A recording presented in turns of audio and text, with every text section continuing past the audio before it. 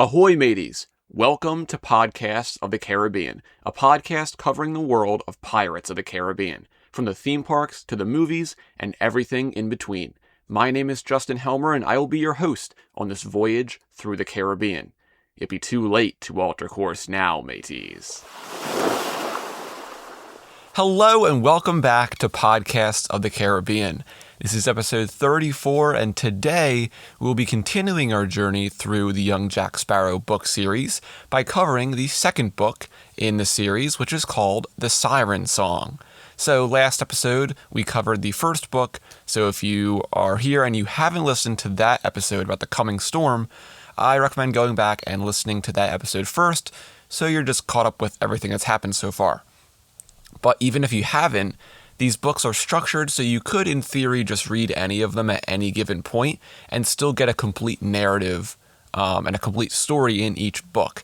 And I read somewhere, I think one of the authors in one interview said this series was inspired by like old adventure shows and like serials of the time, where, you know, every episode you would have a small distinct adventure in that one episode that was a full thing, so you get the whole story. And I definitely get that vibe with this series just because each one is its own kind of self-contained narrative with an overarching plot. And for a brief refresher, if you didn't listen to last episode, or if you did and you just need a refresher on what's happened so far, Jack Sparrow has just defeated Captain Torrance and sailed off to find the Sword of Cortes with his new crew of Arabella Smith, Fitzwilliam P. Dalton III, Jean, Tumen, and Constance.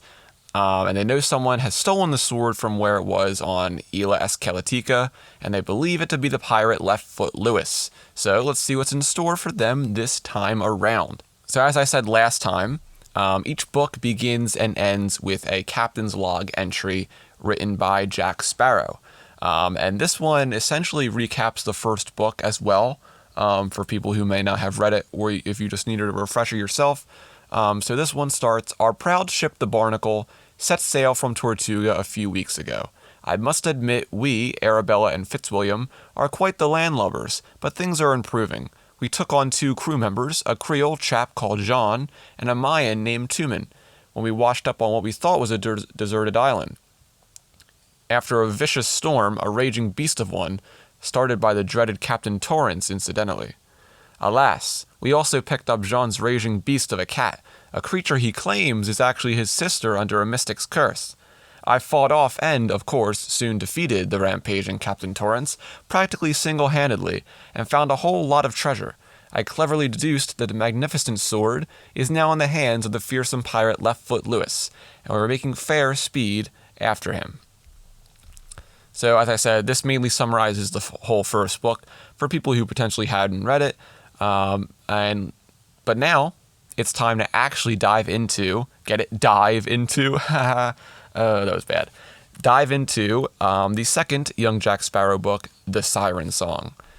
So the book starts with Jack addressing his crew on board the Barnacle. And we're going to read our first entry. If you weren't here last time, what I essentially do is I pretty much go through the whole book, but we're reading select entries from the book. We're not reading the whole thing, but let's keep going. So Jack begins, "As we all know," Jack Sparrow began, facing his crew, who stood before him on the deck of the Barnacle. "The diabolical pirate captain we are following lost his right foot in battle." Jack tossed a perfectly polished onyx stone around in his hands. It was the stone used as a glass eye by the legendary pirate Stone-Eyed Sam, and Jack had retrieved it from the lair in Sam's ruined pirate kingdom. Jack kept it with him at all times, as a memento of his most recent adventure. He thought it might make a nice piece of jewelry, maybe a necklace or something. He stuck the stone in his pocket as a swelling wave heeled the deck. Jack grabbed a line for balance, ducked as the mainsail jerked toward him, and then continued his story, hardly missing a beat. The captain, the notorious Leftfoot Lewis, swiftly slew his fearsome boatswain, quickly lopped off his foot, and had it expertly reapplied to his own leg by the ship's cook, the equally notorious pirate Silver, who, having recently sailed the high seas with a certain doctor, had henceforth become skilled in the art of limb replacement surgery. Only after said surgery was it evidence that Lewis, in his panic to get his appendage back, severed the wrong foot. Fitzwilliam P. Dalton III, Jack's aristocratic crewmate, laughed obnoxiously. "Oh, rubbish," Arabella, the crew's first mate and a former barmaid on Tortuga, laughed. Another wave rocked the boat. Arabella clung to the railing to maintain her balance. Fitzwilliam landed on his rump, while Tumen and John, the young sailors Jack had met on Captain Stone-Eyed Sam's island, scurried to steady the ship. Jack, the only crew member who had somehow remained steady despite swaying on the boat, scowled. "Your attention," he barked. "Your captain is speaking." "Jack, my friend," Fitzwilliam said, picking himself off the floor, "you may think you are a captain, but look closely around you. This is surely not a ship, and we are hardly a crew." Jack stepped up to Fitzwilliam. He was a whole head shorter than the aristocrat, but commanded as much, if not more, respect. "Question my authority again, mate, and you'll be having this discussion with Davy Jones," Jack said. "On this ship, you call me Captain Jack Sparrow." "Fine, Jack," Fitzwilliam said with an uncharacteristic smirk. Jack huffed and moved toward the bow, where Arabella stood staring out over the bowsprit. Despite her tousled hair and bedraggled clothing, Arabella looked very much like the lady she was. She had a delicate face toughened by all the things she'd seen and done. "Missing Tortuga much, Belle?" Jack said sarcastically. "Yeah, sure," she responded with equal sarcasm. "I miss me dad terribly." She ran her hand along the boat's railing and stared dreamily out to sea. So, from this opening, we see that Fitzy is having trouble respecting Jack's authority, which is going to be a very recurring issue in this book. And we also see that Arabella is missing home. And we also learn a bit about Left Foot Lewis and specifically how he got his name. So Lewis apparently lost his right foot in battle and then killed his own bosun and cut off one of their feet. He then had his cook, a pirate named Silver, attach the foot onto him. But he didn't realize until after the foot was attached that he had cut off the wrong foot, thus giving him 2 left feet. And I feel like that's a problem entirely on him. Like, just pay attention and cut off the right foot and you wouldn't have had this problem.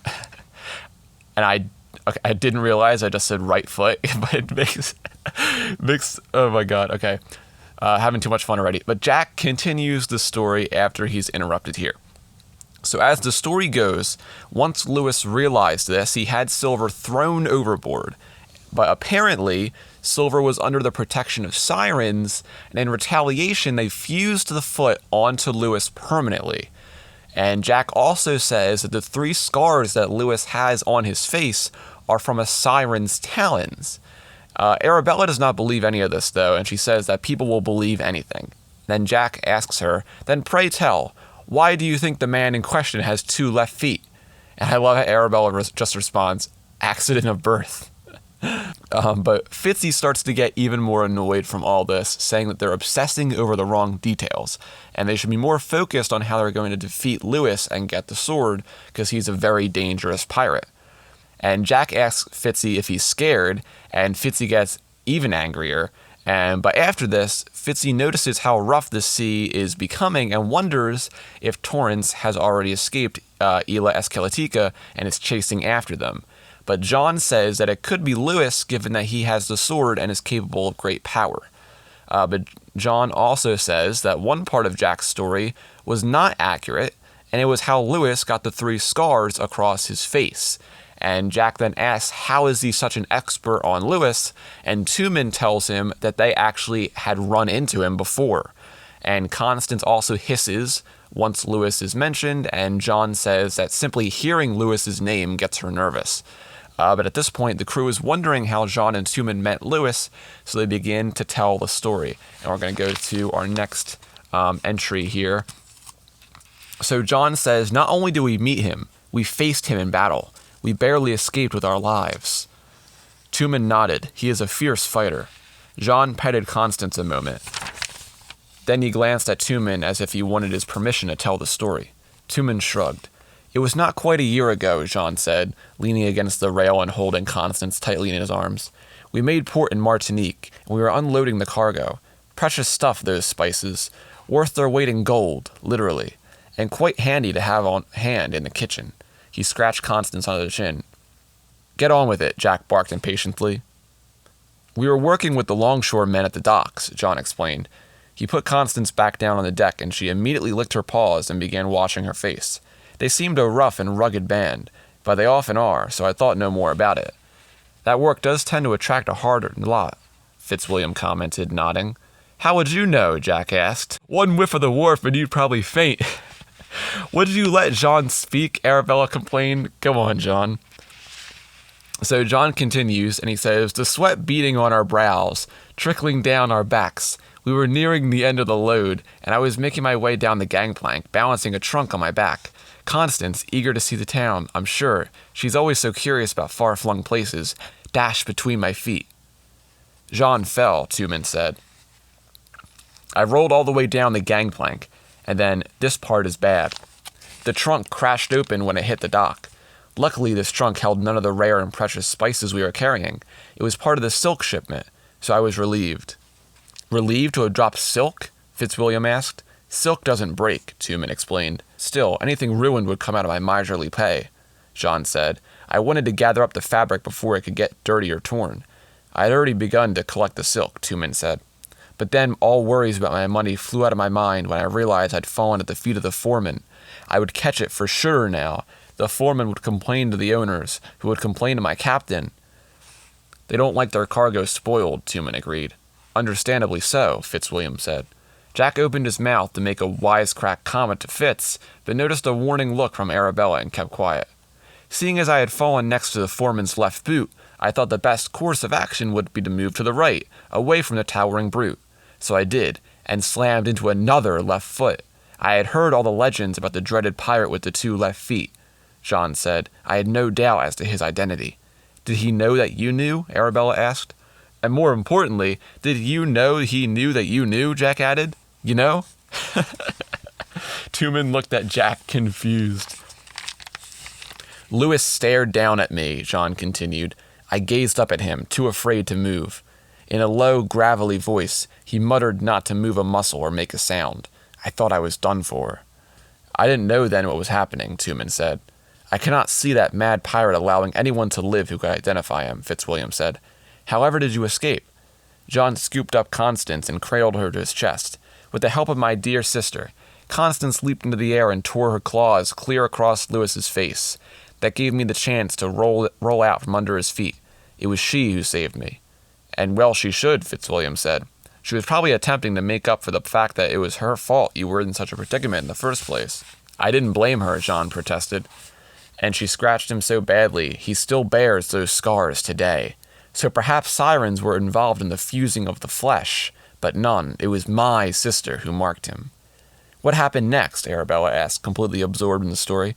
I shoved him backward, John said, hard as I could. His wig had slipped off when Constance had lunged for him, and there it was, his famous bright red hair for all to see. I let out a cry of warning, Tumen says. Our crew swarmed to the railing. That was when everyone aboard our ship realized Leftfoot Lewis had done away with the real foreman and the real crew. It was his own shipmates unloading and stealing our cargo. Clever chap, Jack said with a smile. Our brave and loyal shipmates piled out of every nook and cranny of the ship and threw themselves into the melee, Jean said. It was awful, knives flashing, fists flying.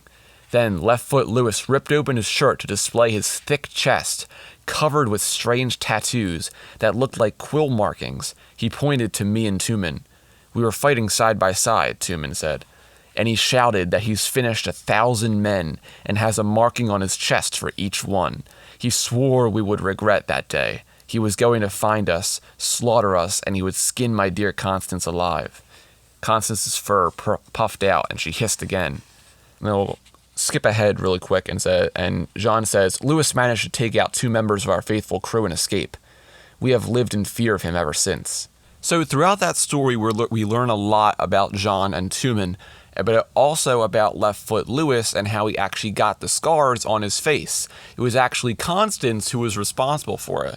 And we also learn from this that Leftfoot Lewis is a pretty violent pirate, and definitely someone you wouldn't want to come across, or cross as well. After Jean and Tumen finish their story, Jack notices that Arabella is suffering from a bit of seasickness. Before they have a chance to do anything about that, they hear a sound coming from the water. So we go back into the book, and it says, before they could press Arabella any further, a faint ghostly sound wafted out of the water. It held the crew, with the exception of Jack, frozen for a moment. Then, suddenly as it arrived, the sound floated out over the sea once more. The crew stirred, as if they were emerging from a dream. The barnacle began to rock violently, and when the crew looked up, they saw before them a tall mountain of an island. Where did that come from? Jack asked. I can assure you, Tumen said, looking up from his navigational tools, that island was not there a moment ago.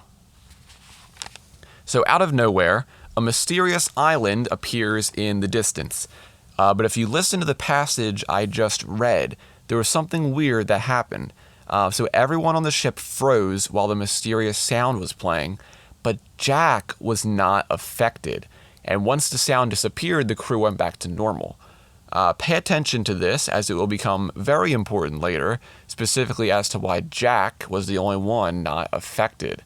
But Fitzy looks at the island in his spyglass, and he sees that there is a mist that is clouding around the island and making it seem like it's only half real. But Jack gives the order to sail toward the island, and Fitzy immediately disagrees with him once again. But since Jack is captain, he eventually just gives up. Jack believes that since the island came out of nowhere, there must be some sort of treasure there. But as they start to sail toward it, the sound from earlier comes back. And Jack can't stand the sound of it, but Arabella says it's beautiful, which gives us the illusion that not everything is as it seems here. Like what happened earlier, everyone but Jack is transfixed by this sound. But before it completely dies down, the seas beneath the barnacle begin to rumble, and from the water, a massive sea monster shoots up from beneath the waves. There's actually an illustration of it in the book as well. And side note, I don't think I mentioned this at all, but there are illustrations in these books, and they are very, very cool, and it certainly helps to visualize some of the things that are mentioned. And in this case, it shows us what the sea monster looks like. So from the picture in the book, this monster is almost essentially like a massive eel or like a sea snake kind of thing. And it has like fins on its back and a massive jaw. So I would just say just visualize like a massive eel. That's essentially what this sea monster looks like. Now what's funny is after they see this monster, Arabella immediately yells out that it's the Kraken. Obviously we know it's not. But Tumen tells her the Kraken is much larger, has tentacles, and smells like death. And Jack tells the crew to ready themselves for battle. And the sea monster immediately begins to try and destroy the barnacle, and Jack is able to very quickly stab his sword into one of its eyes. And at the same time, Fitzy stabs the monster on its side. So they do that at the same time, and there's also this pink fluid that seeps out of the eye where Jack stabs it, which is pretty gross. But after it recovers from this, it stands up in the water, towering over the barnacle, and begins to lunge toward the ship. And then Jack then jumps onto the railing and does yet another of what I call certified Jack Sparrow moments.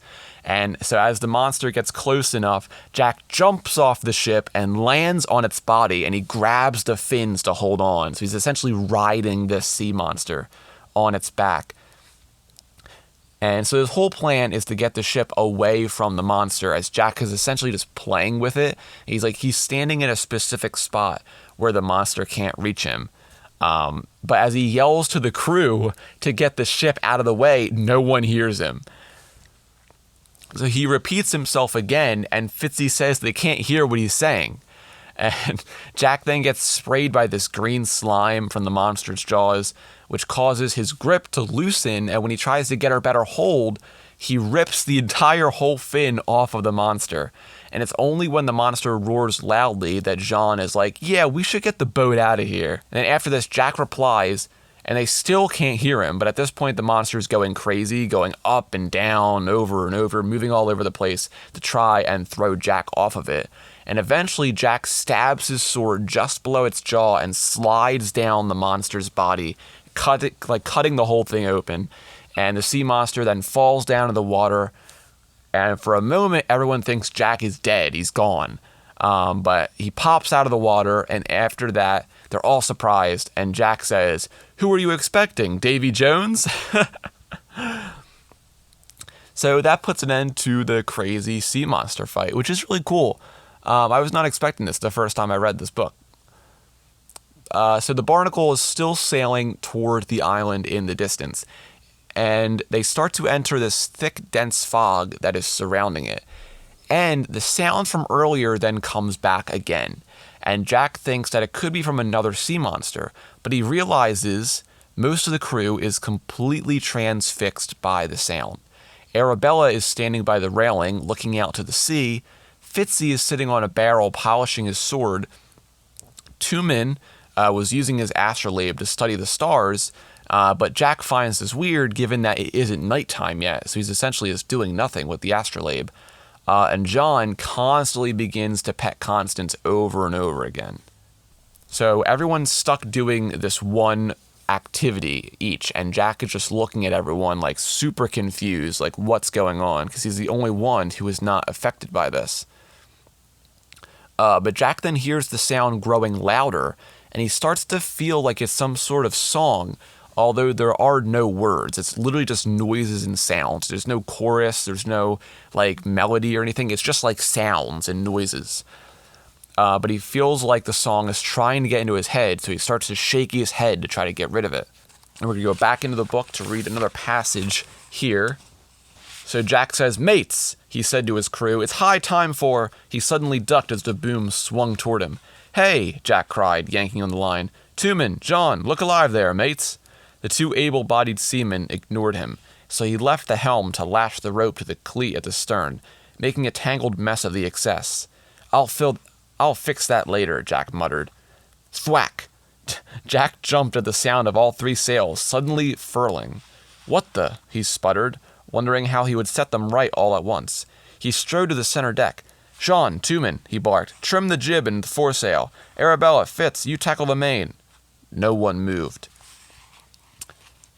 Jack jumped again and stared up incredulously as the sails unfurled, returning to their proper positions.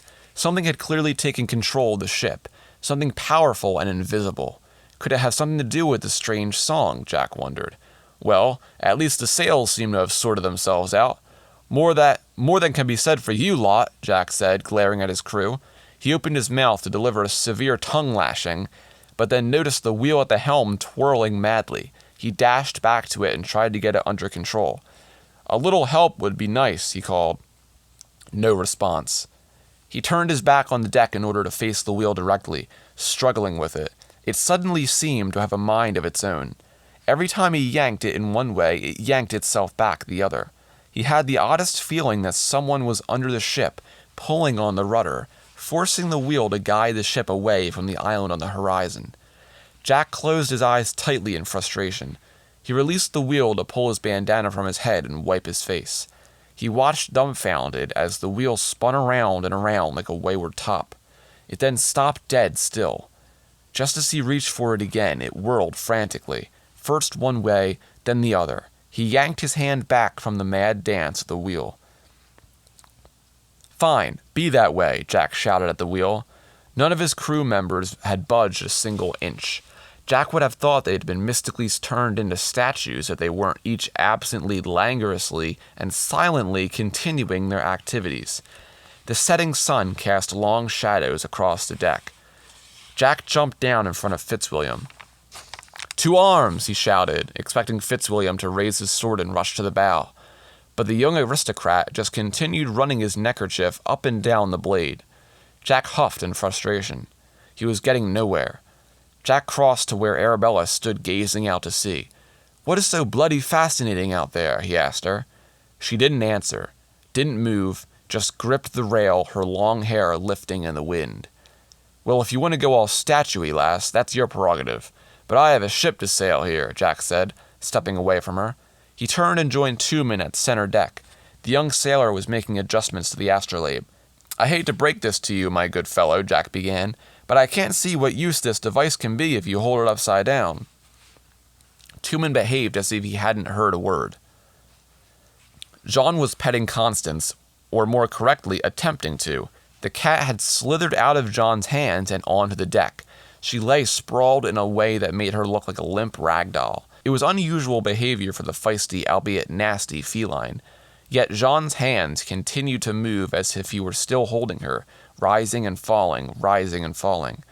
"What is wrong with you lot? Have you forgotten that we were just minutes ago nearly killed by a sea beast? Step up now. These are dangerous waters," Jack barked. Jack took a step toward them, but suddenly the song that had been blaring seemed to shift pitch and become much softer. Then Arabella shivered, Jean clasped his hands together, Tumen stopped manipulating the astrolabe, and Fitzwilliam's polishing slowed to a halt.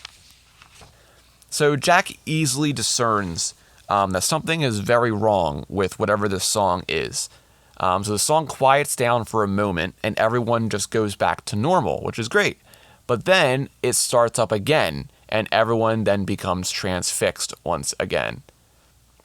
The boom then swings around, the lines untie themselves, and Jack is left to do everything on the ship himself. And he realizes that whatever entity had taken control of the ship didn't want them to go toward the island, as he sees they're now sailing away from it. So given this, Jack wants to see where they're now headed. So he pulls out his compass, and he realizes that it's not working right. So it's spinning in all sorts of directions, and essentially kind of like how it works for most of Dead Man's Chest for Jack, where it's just spinning constantly. And then Jack checks the standing compass on the ship, but even that one is doing the same thing. He then sees that everyone has fallen asleep, given that night is approaching. So we then pick up the next morning, and we see that Jack did not sleep at all. So he was up all night, given that he was the only person capable of doing anything currently. So Jack then walks over to Fitzy and yells into his ear, which wakes him up. And everyone then is woken up, and for a good moment, everything's normal again. The crew are talking, Tumen is on the wheel, and it seems everything is fine. But then the song comes back again, and Jack takes out his compass and sees it's completely dead. It's not moving at all, and he tries pointing it in all kinds of directions until he gives up. So Jack starts to get annoyed with everyone, and the song grows even louder after this. And we're going to go back into the book for the next passage here. So Fitzwilliam says to Jack, "I am beginning to question why we are even here." "Pardon me, Fitzy," Jack said, "but was it not you who demanded passage aboard this ship? Was it not you who vied for your right to sail with us?" Fitzwilliam rolled his eyes. "I guess the intermittent spells of waves we've been encountering have rocked the little sense you may have had right out of that priceless head of yours, eh, lad?" "I warned you once. I shall not warn you again," Fitzwilliam said. "Do not insult my honor or that of my family." "A bit touchy this morning, aren't we?" Jack said. "You ask me. I'm the one who should be suffering from a foul disposition. I've had no sleep, and my charges sat staring into space as the ship went mad around me." "A ship can't go mad," John scoffed from the rail. "I beg to differ," Jack said, spinning around to address John. "And if you had managed to stay awake last night, you'd know precisely what this ship had gotten up to. Now, can't we please just get back to planning the mission?" Jack said, clasping his hands together and bowing forward. "Mission," Fitzwilliam repeated disdainfully. "This is a fool's errand at best." "How's that?" Jack turned on his heel to face Fitzwilliam. "As this is my mission, I believe you are calling me a fool." Fitzwilliam shrugged. "So be it." Jack took a step toward the tall boy. "May I remind you yet again, aristobrat? You begged to come aboard, insisted upon it, and you were as eager to reunite the sword with its sheath as any one of us." "That was before I realized what madness such a mission is," Fitzwilliam said. "A few days ago you discovered what it felt like to conquer a violent, bloody, not to mention cursed pirate. You felt the freedom of discovering treasure and sailing the seas free from the constraints of family Dalton. Then just yesterday you watched yours truly," Jack said, pausing to wink at Arabella, "slaughter a raging sea beast. You've done things that wizards and kings through the ages have only dreamed of doing," Jack said with a convincing amount of passion. "This is the mission of a lifetime, and you know it." "Not my lifetime," Fitzwilliam answered. "Let me remind you who is captain here," Jack said. "And who decided that? Not we. Is a captain not elected by his crew?" Fitzwilliam crossed his arms and took a wider stance, planting his feet firmly on the deck. Jack stared at the belligerent boy. The others stayed quiet, although it was unclear if their silence was because they were afraid to interfere in a fight between Jack and Fitzwilliam, or if the astonishing indifference brought on by the song was continuing. "If you will recall," Jack said smoothly, "I appointed myself captain second by all of you, and besides," he added with a grin, "I'm the one with the compass. A compass that does not work, not unlike your mind. This is not a ship, it is a decrepit boat. You are not a captain, you are a lunatic." Fitzy just went off on Jack there, like, oh my god. "Oh, that was very unwise, Fitzy," Jack snapped, his hand instinctively gripping the sword he wore at his side. "Oh, put your sword away. You are so dramatic," Fitzwilliam said dismissively. "I tell you this mission is doomed, and I refuse to link my name to such folly. We do not have the resources to take on a pirate such as Lewis." "Of course we do," Jack protested, "and you thought so too, up until, moments ago. We are not abandoning this mission. If I cannot change your mind, then do take your own advice and set me ashore at the nearest port," Fitzwilliam said. "Oh, and why would you want to do that?" Jack asked. "I plan to take my portion of the treasure we have already found," Fitzwilliam said. "I will buy myself a position as an officer in the army. I will ensure my valiant leadership and bring the Dalton name to glory." "Ha!" Jack shook his head, laughing. "You? First of all, friend, let's face it. You're not exactly, shall I put it, leader material. Not to mention that you're here with us because you were running from that very life," Jack said. "Now who's the lunatic?" Jack whispered to Arabella.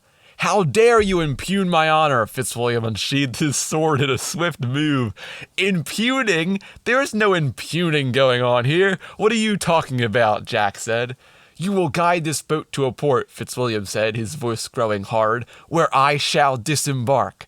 "Look, Fitzy, it's not like I'm desperate to keep you," Jack said mildly, waving his sword around carelessly. "You're not so much of a sailor, but out of very principle, I do not take orders from my crew. Besides, I am not taking a detour from Lewis's trail to drop you off." "You will do as I say." "No, I won't," Jack said. "I repeat, sir, you will do as I wish or pay the price." "You forget yourself, sir," Jack said mockingly. "Let me remind you again, despite your protests, I am in fact captain here, and on board ship, the captain's decisions are law." Fitzwilliam charged forward and lunged at Jack. Jack nimbly leapt up onto the gunwale and grabbed the rat lines leading to the crow's nest. Missing his target, Fitzwilliam stumbled. Jack gripped the ropes and swung around the rat lines, landing a hard kick onto the tall boy's backside. He toppled into the mainmast, hitting his head hard against the wood, and crumpled to the deck. "Oh my," Arabella exclaimed, but she didn't move from the helm. "Sorry about that, Fitzy," Jack said, leaping down from the rat lines to land beside the unconscious boy. "But you gave me no choice." Jack propped Fitzwilliam up against the mainmast and lashed him to it, taking care that all his knots were secure and proper. "Now you'll go nowhere," he said as he wiped his hands together, an indication of a job finished and well done. Constance crept back onto the deck and delicately sniffed Fitzwilliam. "Glad that's taken care of," Jack said, clasping his hands together briskly. Maybe he'll talk more sense when he comes to. You know how these Ristos are, all vapors and fits of madness." "I agree," Tumen said. "Why, thank you, my friend," Jack said, smiling.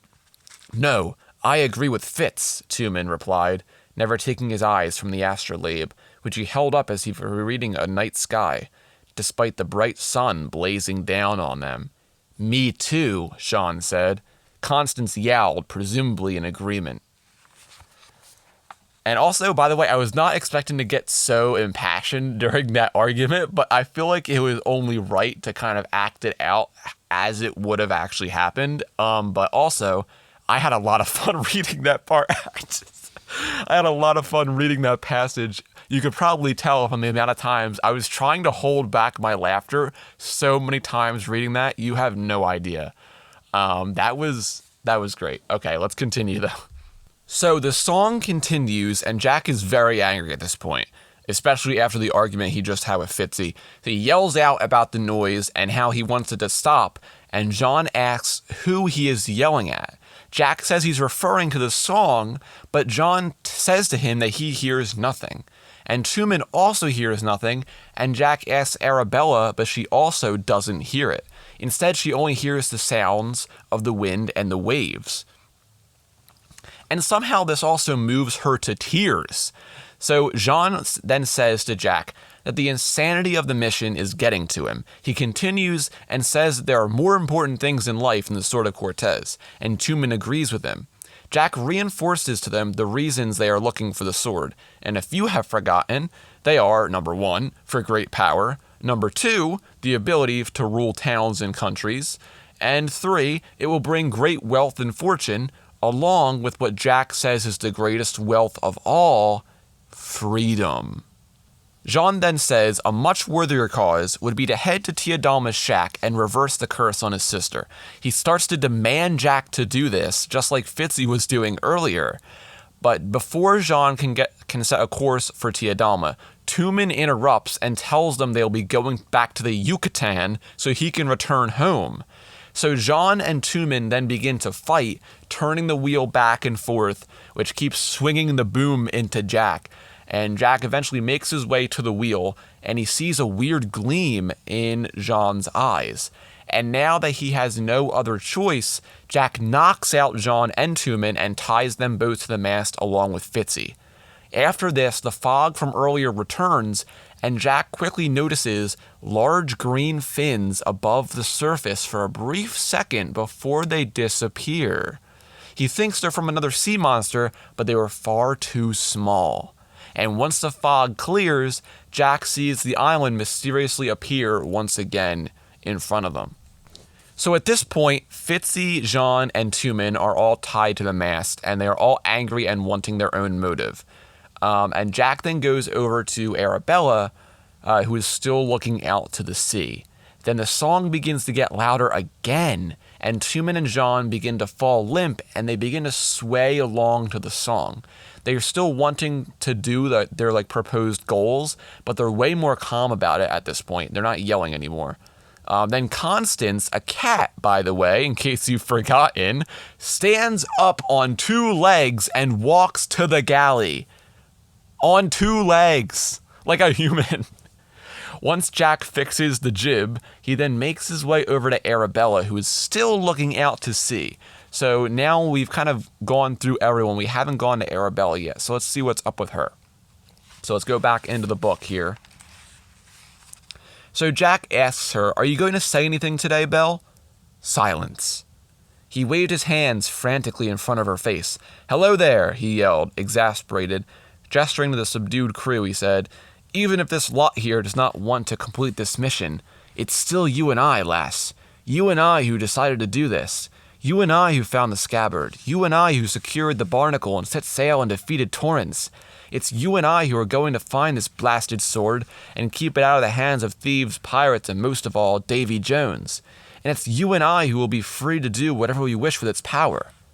"It doesn't matter," Arabella's voice trailed off. "None of it matters." Before Jack could respond, he was distracted by Constance, back on deck from the galley. He shook his head in disbelief.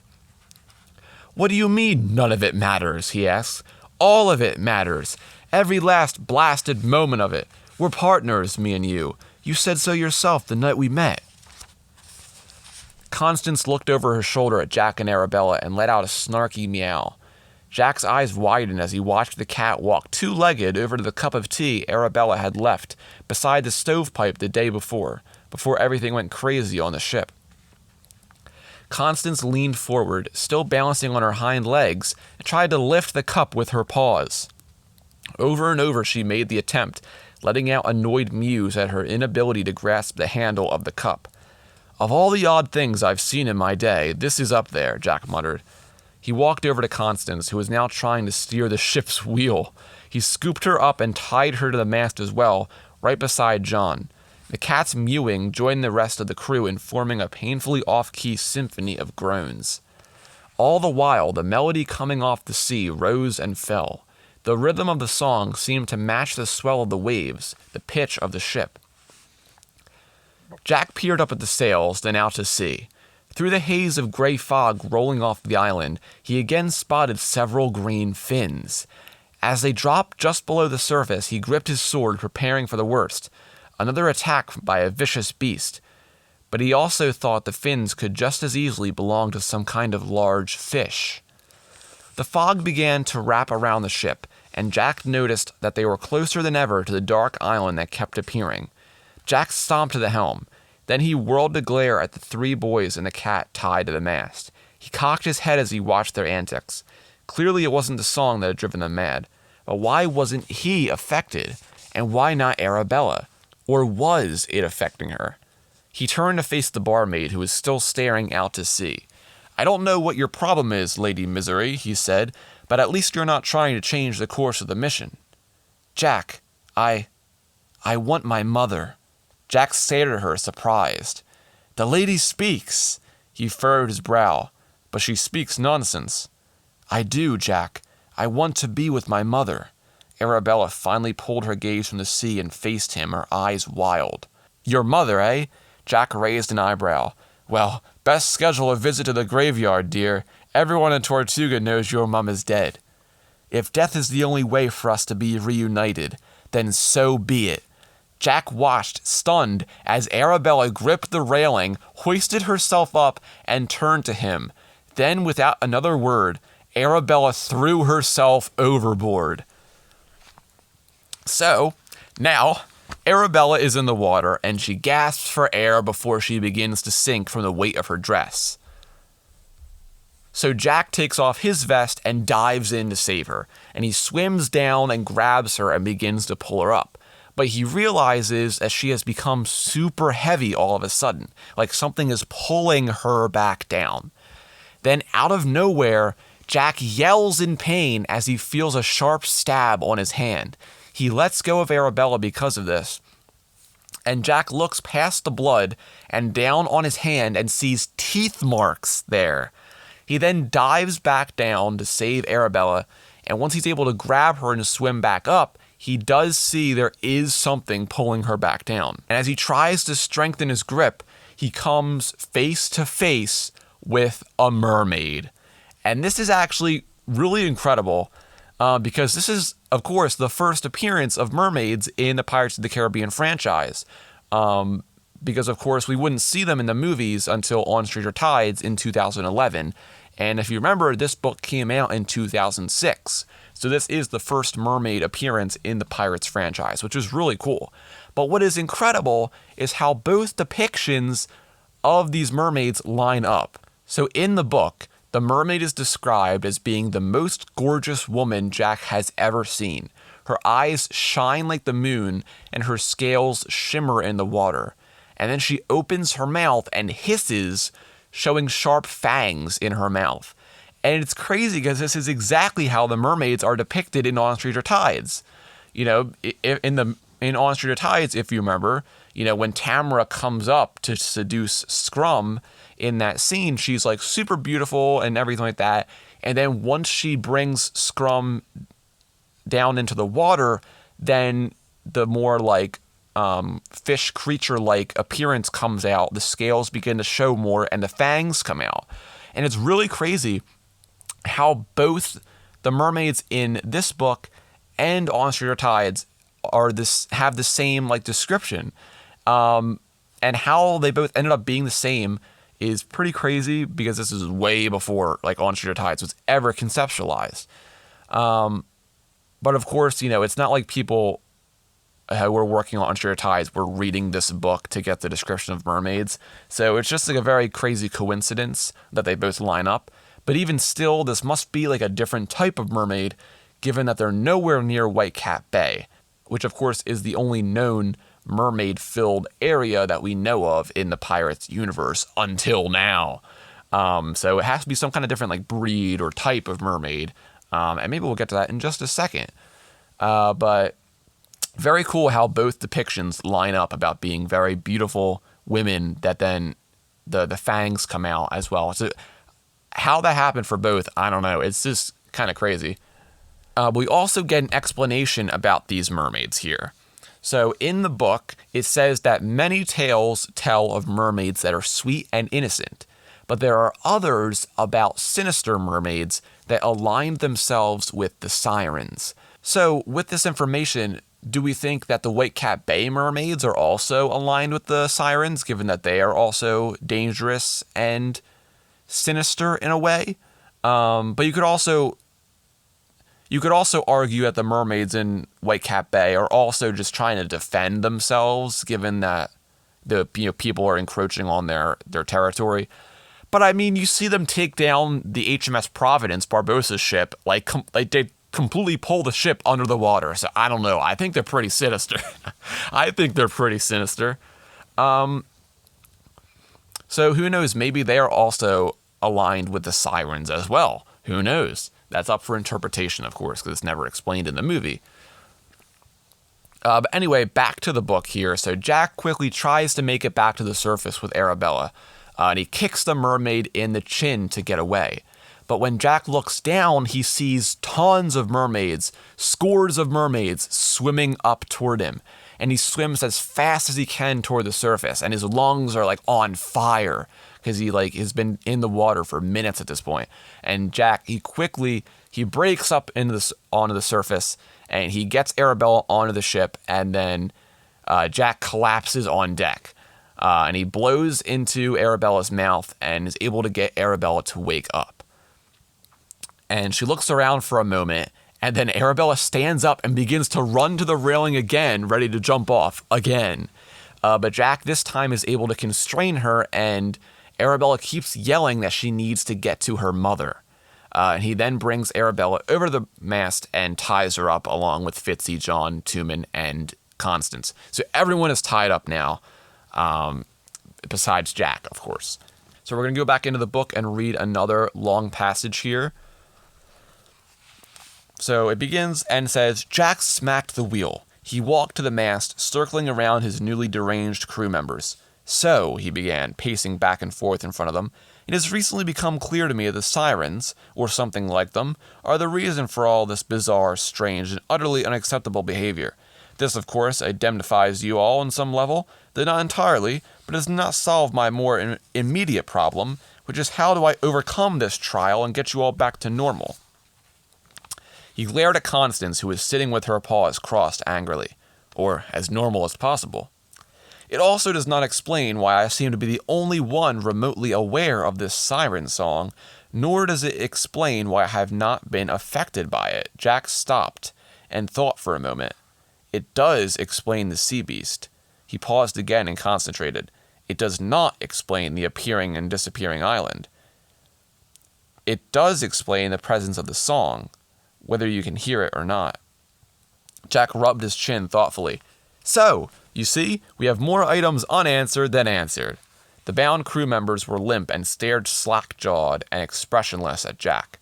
And it's clear none of you are hearing any of this, so I am basically speaking to a mast, Jack said. Anyway, he continued, about these sirens.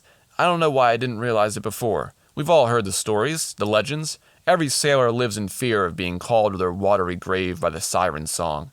He leaned over the side of the ship and cupped his hands together. I guess I just thought they'd be a bit more on key, he mused. Just then, the song wrapped itself around the ship once more. The crew perked up. For the glory of the crown and the Dalton name, Fitzwilliam shouted, I must report for my commission at once. Why are you detaining me? Well, you see, Fitzy, Jack said, kneeling down beside the delirious boy, there is no commission. There is no crown. And after today, I'm not even sure there is a family Dalton. Everything you've been saying is out-and-out rubbish, Jack was enjoying, turning the tables on Fitzwilliam, who consistently insisted Jack was not a captain.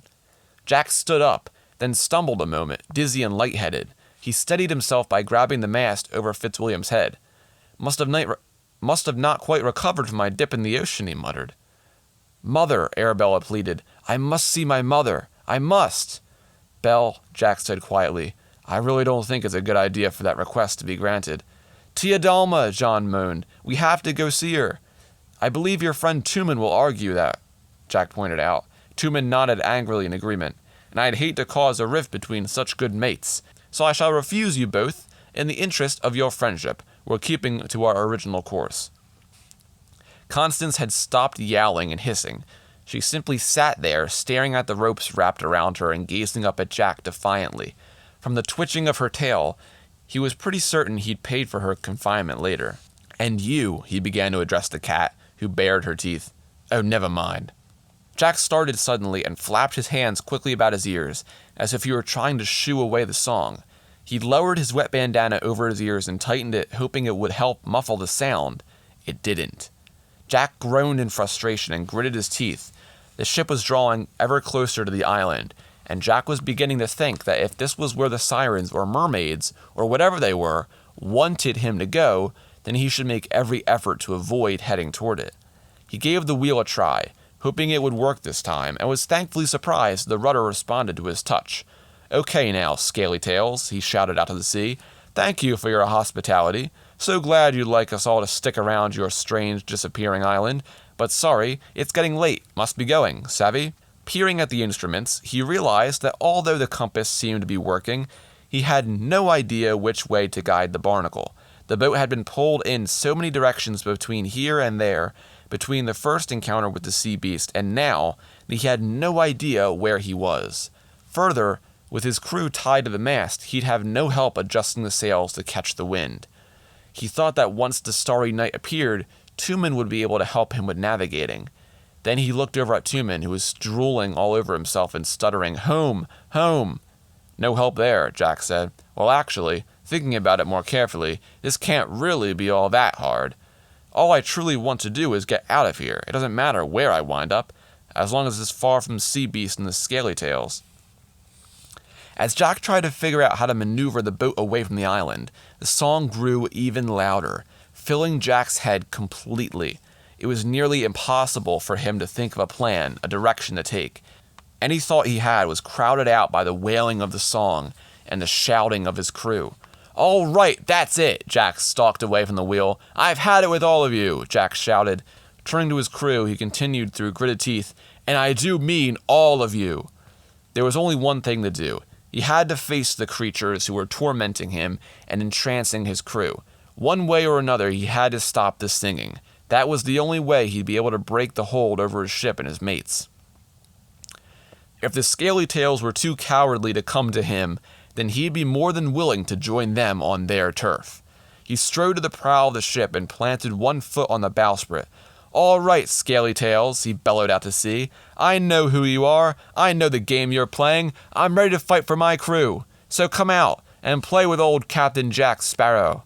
Sudden silence. Then Jack heard the lapping of gentle waves against the hull of his ship. Finally, a delicate, pale hand broke the water. A finger was lifted and it beckoned Jack into the sea. So Jack dives into the water and feels a powerful current sweep over him, dragging him down farther and farther. And after a long trip, Jack falls into an underwater cavern. And he thought he was at the bottom of the sea, but there was air in the cave as well, making Jack not sure where he was. So he begins to make his way through this cave, and he runs into 3 mermaids with blue tails in the center of the cave. All 3 of them are sitting on top of a large rock, and Jack sees that there are hundreds of mermaids with green tails in the shallow water around them. And he also sees a dozen red-tailed mermaids in the corner of the cave. And now this part is really interesting. And instead of summarizing it, I'm just going to read the entire thing in full. So this is going to be a long passage, strap in. This is very interesting stuff. I don't want to miss out on any of it. So we're going to just read the whole thing. Here we go. So Jack says, "All these beautiful mermaids," he smiled, "creatures of legends and lore, right in front of me. What an exciting adventure indeed," he murmured. Then he straightened his back and quickly reminded himself that these women were the enemy.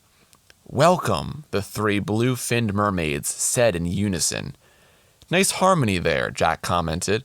"I just hope you don't start up all those choruses again." "I don't think I can take any more of that bit. Nice place you've got here," Jack says, admiring the dripping cave. "Where exactly are we?" "We are beneath the island that is here, but is not here," the 3 replied. "Come again?" "The place that resides in Davy Jones' locker, but also rises to the air above the sea. You saw this island, and you wish to explore it. You are a courageous one," the blue-finned mermaids said together. Not many have dared explore Isla Serena, and fewer still have been invited to meet us in our lair. You intrigue us." "You're a mite interesting yourself," Jack said, figuring these blue-finned mermaids were the leaders. The green-tailed creatures must be their army, if soft-looking fish-tailed girls could constitute an army. It was an odd thought, but he knew from the legends how dangerous these creatures could be. His own crew had succumbed to their powers. He wondered what the red tails were. Servants, maybe? As he scanned the cavern, he noticed a movement just out of the corner of his eye.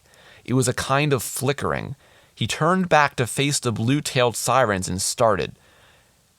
He could have sworn they had just shape-shifted. For a moment, he was certain he had seen their arms as tentacles, ending in sharp, nasty claws, and their shining scales covered in barnacles and boils.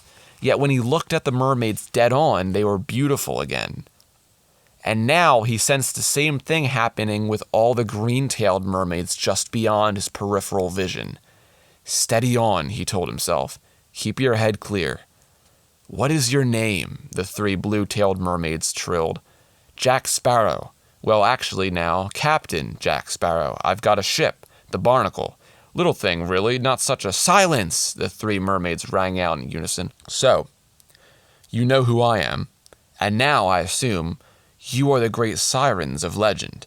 Call sailors to their doom and all that." "No, Jack Sparrow.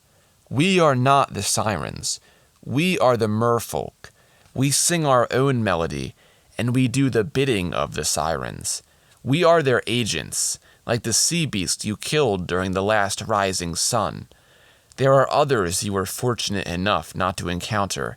Gillmen, sea warriors.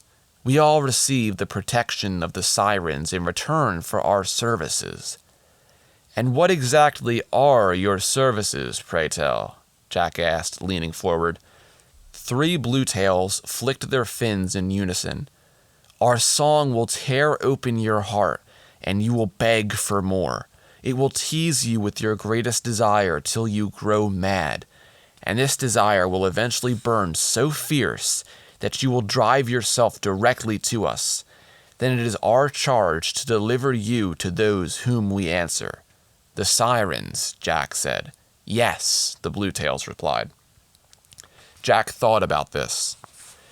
"So that explains why Fitzy wants to go join the Light Brigade, Tumen wants to go home, Arabella threw herself overboard, and John wants that mangy feline transformed back into a human form." "Which is the feline's wish as well," the mermaids finished for Jack. "Hence the eerily human posturing." "But what about me? Why was I not affected?" he smiled smugly. "I guess it's likely because you fancy me," Jack said, smiling and tugging at his shirt collar. "Can't really say I blame you, ladies," Jack continued, examining his dirty fingernails proudly in an attempt to look nonchalant. Then he reminded himself these ladies were not his friends. "But you were affected, Jack Sparrow. Remember what you desire most." "You were following what you desire most," they responded. This was not clear to Jack, who shook his head in confusion. "Your greatest desire," all the mermaids in the cavern crooned. "Desire."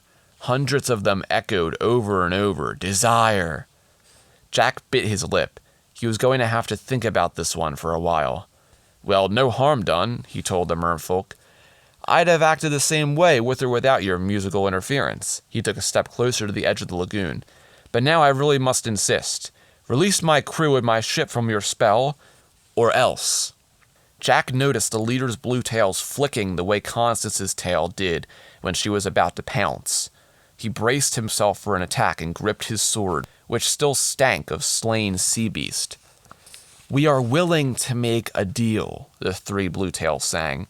"A deal?" "A deal, a deal, a deal," the others chimed in. "I can do without the chorus, please," Jack said. "No offense." "None taken." He turned to address the entire circle of green-tails, and once again was startled by strange transformations in his peripheral vision. Claws snapped. What had seemed to be pretty soft faces grew scaly and fanged. Tentacles reached toward him, then retracted. With a nervous shiver, he faced the Bluetails again. "You were saying?" he said, his voice a little shaky. "We will let you and your crew continue unimpeded on one condition. You must offer to us the greatest treasure you will ever obtain." Jack flinched. He already considered the Sword of Cortes as good as his. The prospect of cutting this deal so he was free to search for the sword just to lose it again to the Sirens was unthinkable. "I'm afraid on that I shall have to disappoint you," he told them. "I see no profit in going through all the trouble of finding the Sword of Cortes, risking the life of my crew, not to mention my own, endure great hardship and face who knows what obstacles just to turn it over to you lot." He shook his head. "We'll have to do a bit more negotiating, my dears. The Sword of Cortes is not a treasure I'm going to part with." All the mermaids in the cavern laughed, their amused voices trilling. The sound was echoing so loudly in the huge cavern that Jack had to force himself not to cover his ears. "Not all treasure is silver and gold, Jack Sparrow," the Bluetail said. Jack wondered why these supernatural types always found the need to speak in riddles. He could hardly figure out what his greatest desire was, and now he was challenged to come up with the thing that would be the greatest treasure he'd ever obtain. And that only to barter it away in order that he and his crew could sail on, in search of the treasure he desired most, which he'd have to return to the merfolk once it was procured. It was all so confusing. "Well," Jack said, "if it's not silver and gold you're looking for, then it can't be that important. I accept your offer," Jack said. All the mermaids below Isla Serena hissed. "Then we have made a deal," the Bluetails sang. "Great then. Be on my way now," Jack said. "Can any one of you be a lady and show me the way out?" he asked, winking at a particularly cute redtail who smiled back. "Before we release you, we require collateral," the Bluetails countered. "Sorry, Scalytails.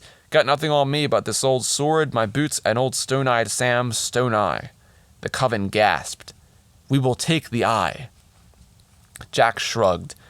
He'd taken it as a souvenir of his last adventure, but it didn't have any value beyond the sentimental. And Jack Sparrow was anything but sentimental. He held out the stone that was once set in the skull of the pirate Stone-Eyed Sam and dropped it neatly into one of the Bluetails' hands. The mermaid smiled with pleasure. "Very well. We will hold this stone until you return to deliver it to us your most prized treasure." Jack shrugged. "Okay then," he said. These mermaids were not quite as clever as they thought they were. The mermaids grinned at Jack as though they could read his thoughts. A sudden shiver shot up Jack's spine. Their identical smiles unnerved him. He shook off the strange feeling of doom. "Jack Sparrow," the Bluetails said, then paused. Jack stared at them, waiting. "You are free to go," they finished, laughing. "Free, free, free," the rest of the coven repeated, as the word echoed throughout the cavern. Jack felt a hot rush of blood go to his head. Free. Freedom was what Jack treasured most. It was why he couldn't be enslaved by the mermaid's song. It was also what he had just bartered away. The evil cackling resounded through the cavern as the Green-Tail's head emerged from the water. Up close, Jack could clearly see the scales on her face. She reached out and led Jack to the funnel of the whirlpool that he had brought Jack down to their lair. The Green-Tail blew Jack a mocking kiss, then guided him back into the whirlpool where he was instantly sucked back up to the surface. He popped his head out of the water and quickly found the barnacle. He turned to catch one more glimpse of Isla Serena, but it was already vanishing. He felt the deep, sudden pain of regret. He knew the next time he saw the island, he would be imprisoned there, possibly forever. He swallowed hard and dragged himself back aboard the barnacle. Okay, so a lot just happened there. So for a brief recap, the reason Jack wasn't being affected by the song is because he was already following his greatest desire, which of course, as we know, is freedom. Jack actually says this earlier when he's telling the crew the reasons they're looking for the Sword of Cortes. And as we know, Jack values freedom above everything else. This is true in this book. It's true in his later life through the movies. Jack will do anything to remain free. And he's too young to realize what that means until it's too late. And while he does barter his freedom away to these mermaids, it does say in the book at the end of the chapter that he would be imprisoned if he ever returned to Isla Serena. So I assume he just has to steer clear of this place and he'll never have any issues, which I guess isn't terribly bad, but I love the whole vibe of the cavern and also the shape-shifting that Jack notices in his peripheral visions. And it isn't shown at all besides the few mentions of what I read, but it seems these mermaids have another more terrifying look when they're not being seen by humans. So once Jack returns to the barnacle, he sees everyone has returned to normal. Jack begins to untie them, and Fitzy asks who tied them to the mast, and Jack tells them that it was for their own safety. Arabella notices that her and Jack's clothes are both wet, and he asks him what happened. Jack tells her he had business underwater, and she was looking for something she thought could be found in the sea. John then says he's having trouble setting their course, and Fitzy takes this opportunity to yell at Jack again.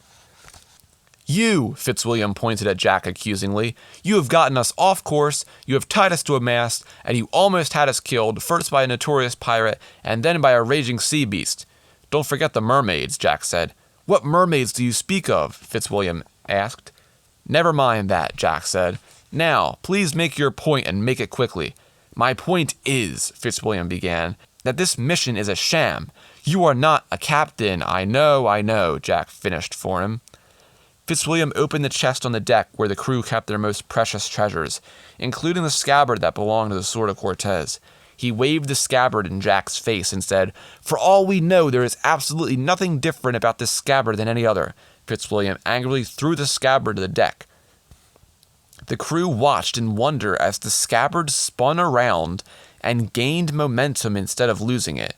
It began to waver a bit and then steadied itself in one direction. Jack and Fitzwilliam looked at each other.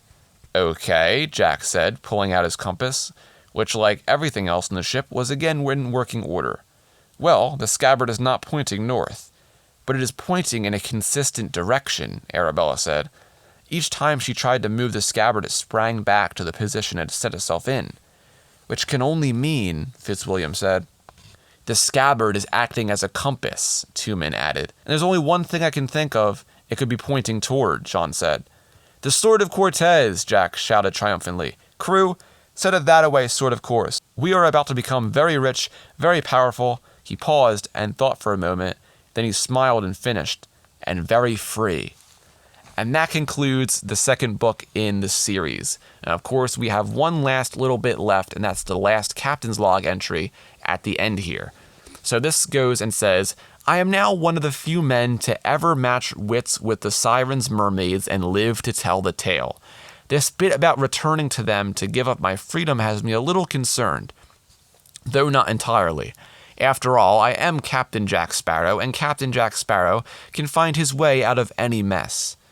So for now, we're back on course, thanks to my brilliant, clever, quick-thinking action to throw the sheath of the Sword of Cortes to the ground, which I knew would cause it to act as a compass.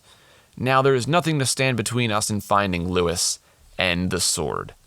And that finally brings us to the end of Book 2 in the Young Jack Sparrow series, The Siren Song. I think this one's really cool and has a neat, mysterious vibe to it. But next time, we'll be covering Book 3, which of course is called The Pirate Chase. So I hope you will join me then when we talk about that book. And I know how I said on the last episode that these episodes would be a bit shorter than normal, but this episode before editing is 76 minutes, so I guess it'll just be normal like that at this point, I guess. I don't know. But thank you so much for listening. It means a lot to me that you're all here and listening to these books. I'm very excited to be getting through these. I've been waiting a long time to talk about these on the podcast, and I know a lot of people out there really are excited to listen to me talk about these books. So thank you for listening. Thank you everyone who has ever rated or reviewed the podcast on whatever platform you listen on. It still blows my mind that people are actually listening to this podcast. But yeah, I'll see you next time for Book 3, The Pirate Chase. So I'll see you then. Take care.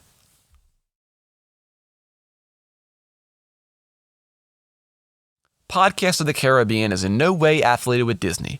If you want to send me an email or a question, you can send it over to podcastsofthecaribbean@gmail.com. You can also follow this podcast on Instagram at Podcast of the Caribbean and over on Twitter/X at PodcastPOTC. I post fun content and trivia over there. Make sure you go check those platforms out. But be sure to always keep a weather eye on the horizon and always remember, dead men tell no tales.